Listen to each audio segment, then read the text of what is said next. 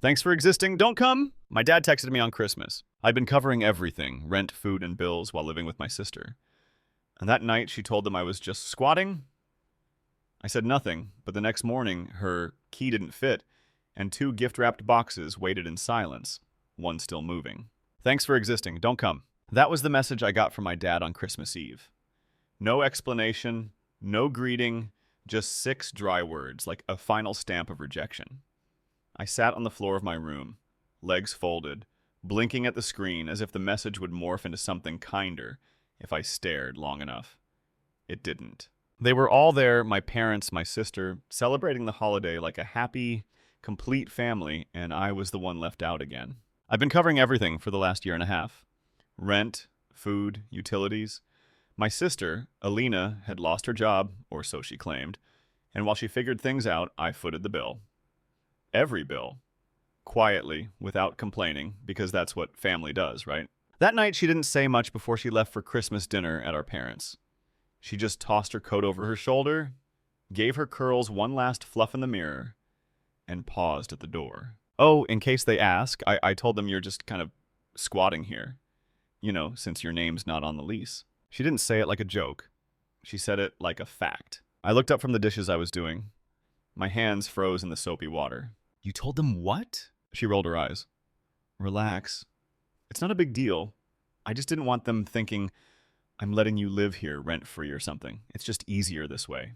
But I am paying the rent, I said, my voice quiet but flat. Yeah, well, they don't need to know that. She left before I could answer. I didn't text. I didn't call. I didn't try to explain myself. Instead, I sat at the kitchen table, staring at the cheap string lights I'd hung weeks ago, wondering how many more years I'd keep doing this. Keep paying for people who had already decided I didn't belong. By midnight, I made a decision. I got up, opened the hallway closet, pulled out the toolkit, and changed the locks. No hesitation. No guilt. When I went to bed, the apartment felt lighter, quiet, safe. Mine, maybe for the first time. The next morning, around 8:17 a.m., I heard the sound of keys fumbling at the door. A click, a curse, another click. Nothing. Then knocking, then pounding, then silence. I didn't open the door, but I did leave something for her. 2 gift-wrapped boxes sat neatly on the welcome mat. One was medium-sized, tied with a perfect ribbon. The other was smaller and still moving. It started small, groceries first, then rent, then her student loans, which she claimed she'd totally pay back soon, and when she got fired again, I didn't ask questions, I just stepped in. I took on extra shifts. I sold my old laptop. I gave up travel, hobbies, even dating. I convinced myself this was just temporary, that helping my sister stay afloat was what good brothers did. But temporary became routine, and routine became obligation, and obligation turned into silence. Because what do you even say to someone who lets you pay their bills, then tells your parents you're squatting in your apartment? I should have seen it coming. Alina had always had a way with words. She knew how to twist things just enough to make herself the victim, and me the nuisance. As kids, she cried her way out of everything. As adults, she cried her way into everyone's wallet. Even our parents. Especially our parents. To them, she was the creative soul, a little chaotic, Mom used to say with a laugh. But she means well. Meanwhile, I was too serious, too controlling, too cold. But cold is what you become when love comes with conditions. I stopped going to family dinners months ago. Not because I didn't want to see them, but because I couldn't keep pretending. Every conversation turned into a financial guilt trip. You're the stable one. She's struggling. You know she has a delicate spirit. Why are you always so difficult? The truth was, I was tired. Tired of paying for everything. Tired of being the only adult in the room. Tired of waking up every day in an apartment I paid for just to be told I was a burden. But the moment that snapped something in me came just 3 weeks before Christmas. We were sitting in the living room. I'd just gotten off a 12-hour shift and had picked up takeout for both of us. I placed the bag on the table. Alina didn't even look up from her phone. Can you Venmo me? She said casually. For my part of the takeout? I blinked. You mean the takeout I bought with my card? Using my money? While you haven't paid rent in 3 months? She shrugged, thumb still flying across her screen. Yeah, but you chose to do that. I didn't ask you. You've been asking me all year. Yeah, she said finally looking up. Well, no one forced you. And that's when it hit me. She never felt guilty, not once. She wasn't using me out of desperation. She was using me because I let her. A week later, I saw the credit card bill. Not mine, hers. Or what should have been hers. The only problem? The statement was under my name. I sat on the edge of my bed, heart pounding, staring at the balance. $6,438.72. Spent at Sephora, Apple, Zara, a spa resort, a tattoo deposit. I called the company. They confirmed the account was opened with my social security number and email. She had stolen my identity. I didn't even confront her right away. I just went quiet. Observed, tracked, took screenshots, watched her waltz around the apartment in new boots and an Apple Watch, laughing on FaceTime with her friends, talking about my stupid brother like I wasn't 5 feet away. I was going to wait until New Year's to say something. Maybe even February. Let it build.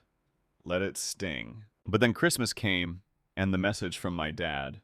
Thanks for existing, don't come. And Alina, that night, sipping wine, said with a smirk, I mean, you can't really expect them to see you as family when you act like a tenant. You don't belong. So I changed the locks. I left her the gifts I'd originally bought her, because I'm not cruel. And I added one more. The second box. Inside, a copy of the credit card statement with her name written across it in red marker, and a flash drive with audio files, recordings I'd made of her bragging to her friends. One where she said, laughing, honestly, he deserves it. He's like a bank with no overdraft fees. Why wouldn't I take advantage? The box trembled slightly because of the phone I'd hidden inside mine, set on vibrate, buzzing on loop from a scheduled alarm. I wanted her to feel what I'd been feeling all year. Confused, rattled, shaken. I was in the kitchen reheating leftovers when the banging started. Not knocking. Banging like someone wanted to break the door in. It didn't surprise me. What surprised me was how calm I felt. I opened the door slowly. There she was. Alina. Hair a mess, eyeliner smudged, rage written across her face. What is this? She screamed, holding up the still-moving silver box like it was a bomb. I tilted my head. A Christmas present. It was vibrating. I know. Did you open it? Her mouth opened, then shut. You should, I said, stepping aside. Come in, since you don't have keys anymore. She stormed in, dropping the box on the coffee table. The ribbon was half untied. She yanked the lid off and stared. Silence. Inside, perfectly arranged, were a stack of printed screenshots from her text conversations where she called me a freeloader and just a walking paycheck. A flash drive labeled for Dad, play this if you still have a spine, and a sticky note folded neatly with just one line. Your lease is up, emotionally and otherwise. She turned to me, eyes wild. You're heartless. No, I said, just done. Right then my phone buzzed. A call from Dad. I answered it on speaker. Son, what is going on? Your sister just showed us what you left her. That was cruel. What happened to family? I let out a short laugh. You mean the family that told me not to come to Christmas? That wasn't about you, he snapped. You've been cold. You isolate yourself. You told me not to come, I cut in. And guess what? I listened. Alina snatched the phone from my hand. Dad, he's gone completely nuts. He changed the locks. He's stalking me. He planted... Oh, please, I said, grabbing the phone back. Why don't you tell him what's really in that box? There was a pause. Dad, I continued, voice steady. Do you know who's been using my name to open credit accounts? Do you know who's $6,438 in debt under my identity? Silence. Then Dad spoke. Is that true? No! Alina shouted. He's making that up. He's trying to get attention. Then why does Capital One have her email address attached to an account with my social security number? I said. Why are there receipts from stores she shops at in my name? No answer. But the best part, I continued, walking to the shelf and pulling out a small black speaker, is this. I pressed play. Her voice filled the room, clear as day. He's just so easy to manipulate. He always feels guilty. I could burn down the apartment and he'd still pay my phone bill. Her face drained of color. That's out of context. Really? I raised a brow. What's the context if he deserves to suffer? Dad was silent. So was she. So was the world. Then came the knock. A soft, unexpected one. I opened the door. It was Mom, and behind her, Mike, Alina's ex-boyfriend. What are you... Alina started. I need to talk to you, Mike said. Both of you. His voice was trembling, but not from fear, from fury. I just found out, he said, looking directly at me, that someone has been using my name too. 2 iPhones ordered last month, a hotel booked in my name. They called me for payment today. He turned to Alina. Was it you? She opened her mouth, closed it, opened it again. Why would I do that? He looked down at the box on the coffee table. The flash drive, the printed screenshots, the speaker still glowing red. I think you should leave, he said. Now. What? She snapped.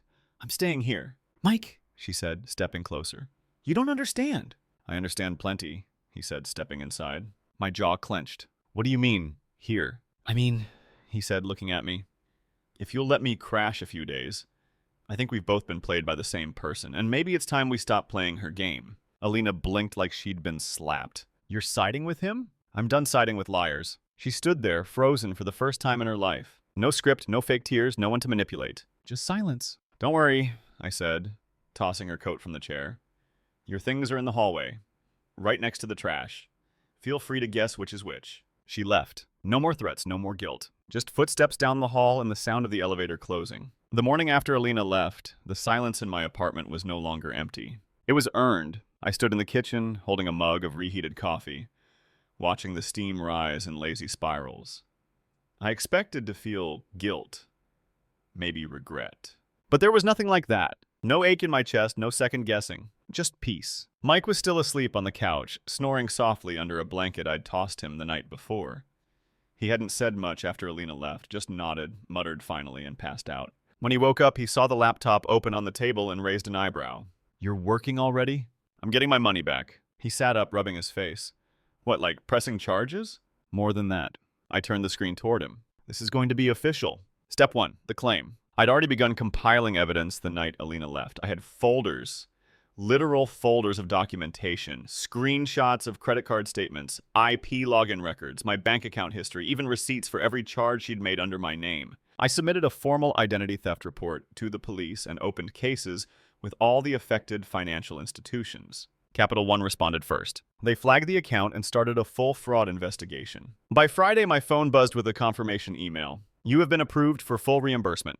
$6,438.72 back in my account. I leaned back in my chair, exhaling for the first time in days. But I wasn't done. Step 2, the calculation. I opened a spreadsheet and started counting. 18 months of paying for 2 people. Rent $950 per month. Utilities $180 average. Groceries $400. Her random emergencies $100 to $500, sometimes more. I scrolled and scrolled and scrolled. By the time I hit the bottom of the sheet, my stomach turned. $17,892, not including emotional damage. Not including the weeks I skipped meals or pulled double shifts just to stay ahead. I took screenshots, saved them to a flash drive, and called a lawyer. Step 3, the suit. I'm not just here because she used my credit, I said to the attorney.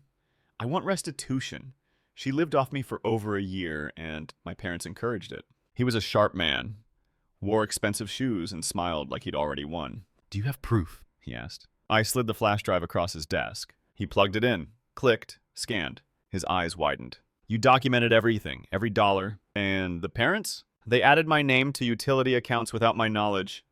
I found the contracts. He gave a low whistle. This is not just identity theft. This is long-term financial exploitation. So do we have a case? Oh, he said, leaning back. We have a very public one. Step 4, the explosion. 3 weeks later, on a rainy Wednesday afternoon, 3 certified letters landed at my parents' home.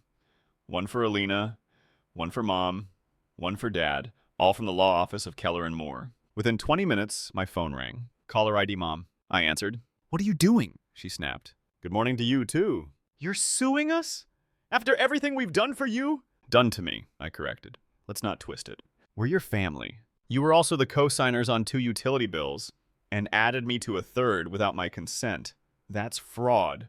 It was just paperwork. It was theft. You're blowing this out of proportion. You told me not to come to Christmas. The line went silent. Then her voice dropped an octave. We raised you. We let you stay here when you needed it.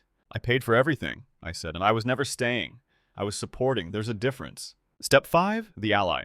3 days later, my grandmother called. I hadn't heard from her in months, not since Alina had told me, Nana's tired of your drama.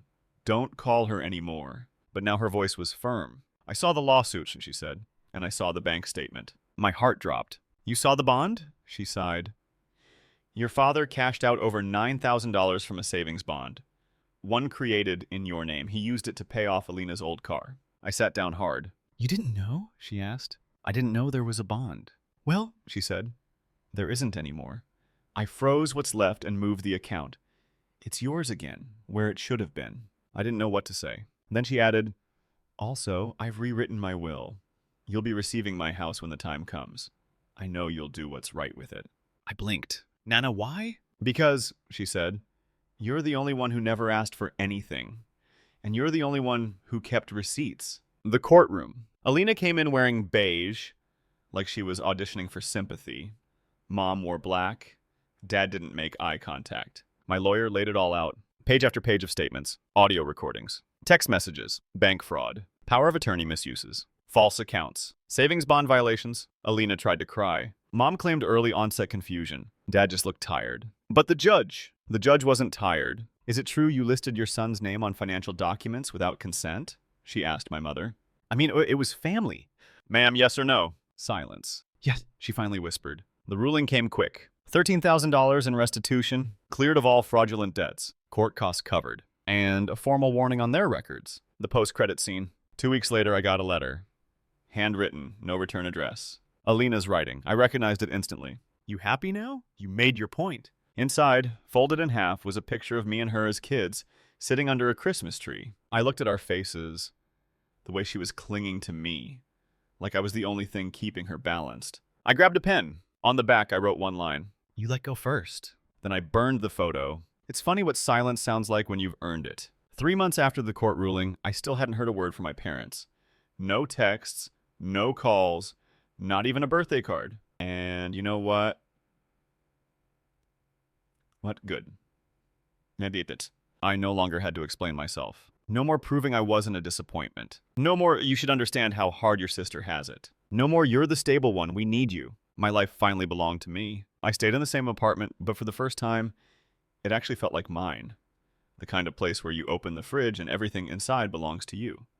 Not to someone who called you a squatter behind your back. Where the air feels still, not heavy with tension. Where no one hijacks the Wi-Fi, clogs the sink, or leaves passive-aggressive notes about groceries they didn't pay for. It was the same walls, same couch, same view from the window. But the silence? That was brand new. The peace unfamiliar. Quiet, powerful. The cost. Sometimes people ask, wasn't it hard? Wasn't it cruel to cut off your whole family? And my answer is always the same. It was necessary. I spent so many years shrinking myself to fit their comfort. Smiling through insults, writing checks instead of setting boundaries. Letting them call me selfish for not giving them everything while they gave me nothing but guilt. The real cruelty was how long I let it happen. When I finally stopped playing the obedient son and the generous brother, I saw the truth. They didn't miss me. They missed what I gave them. The message. One afternoon in May, I opened my email to a message from a name I didn't recognize. The subject line, your sister isn't doing well. It was from a woman named Tessa, apparently one of Alina's old friends. The message was short, cold. She's couch hopping. Lost her job again, says you ruined her life. Thought you'd want to know. I stared at the screen for a long time. Then I hit delete. Not because I didn't care, but because caring isn't the same as going back. The last encounter. One day I ran into my dad at a gas station. We locked eyes across the pump. He looked older, smaller, like someone who had finally run out of excuses. He approached slowly, not with anger, with a strange sort of shame. You look good, he said. I nodded. He looked down at the ground. You know your mother's still angry. I stayed quiet. She says you ruined Christmas. I raised an eyebrow. Oh, that's funny. She started it with don't come. I just listened. He sighed. Family fights, son. No, I said. You two families fight for each other. You fought for Alina. You never fought for me. He didn't have a response to that. He just stood there, waiting for me to give him a way back in. I didn't. I got in my car, drove away, and it felt like peace. This wasn't revenge. This was freedom. Let me make something clear. This wasn't about vengeance. This wasn't about punishing anyone. This wasn't about proving that I was right, even though I was. This was about letting go. Letting go of a system where love meant transactions. Letting go of the guilt that was never mine to carry. Letting go of the version of myself that begged to be seen, heard, valued. I didn't set out to destroy my family. I just stopped destroying myself to protect them. People like Alina, people who take and blame and twist, they survive because others keep absorbing the impact. I stopped absorbing, and the whole machine fell apart. Not because I broke it, but because I walked away. And for the first time, the first real soul-deep time, I felt alive. The unexpected closure. 2 weeks ago, I got a package, no return address. Inside was a simple envelope, and inside the envelope, one single photograph. It was me and Ellie, Alina's daughter, from years ago. She was maybe 4, sitting on my shoulders, laughing, gripping my face with her tiny hands. And on the back of the photo, in shaky, unfamiliar writing, I'm sorry for how my mom treated you. Thank you for everything, Ellie. I stared at the words until they blurred. I still don't know how she got my address. Maybe my grandmother, maybe fate. But that one note, it made everything worth it. I keep that photo now in my desk drawer. Not because it ties me to the past, But because it reminds me, walking away doesn't mean you stop loving. It means you start loving yourself more. And that's not revenge. That's freedom.